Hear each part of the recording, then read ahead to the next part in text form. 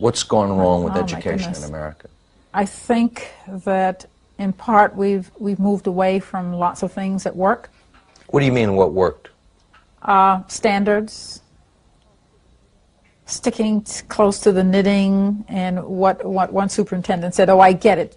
You stick to the core and then frill around that core.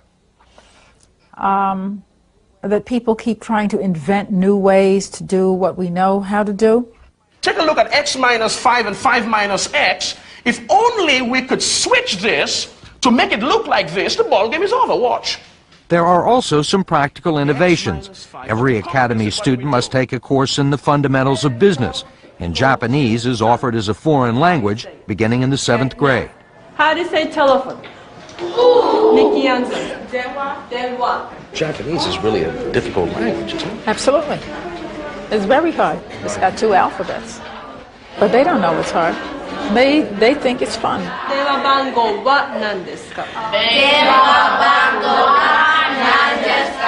Are you sure all the stuff's right? Yes. Pretty good.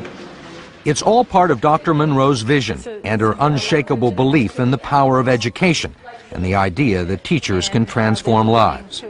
Why aren't there more schools like Frederick Douglass all over the country? It's a question everybody asks, and there are other Frederick Douglasses around the country. There are not enough of them. And the reason that there are not enough of them is that the work is very hard. It's very hard to do this day after day after day. You really have to have the staff and the principal being maniacs, who don't know no, who assume nothing, who take no excuses, who come for the kids. Let's start writing. Yes.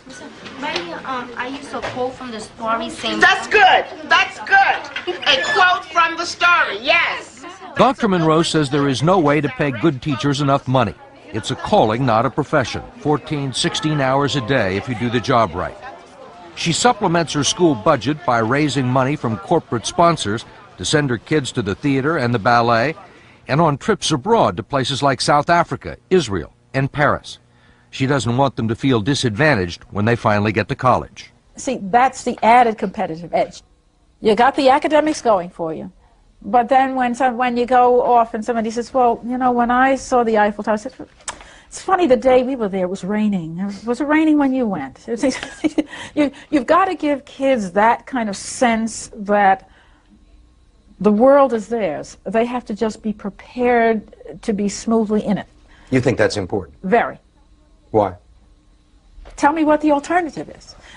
What's the alternative? To read Mickey Mouse literature, to think that the boundaries of your community are the boundaries of the world, that the museums in the city don't belong to you, that that's only for other people. I don't know an alternative. You think that somehow this changes them? I know that it does. And I'm expecting them to be leaders of the world.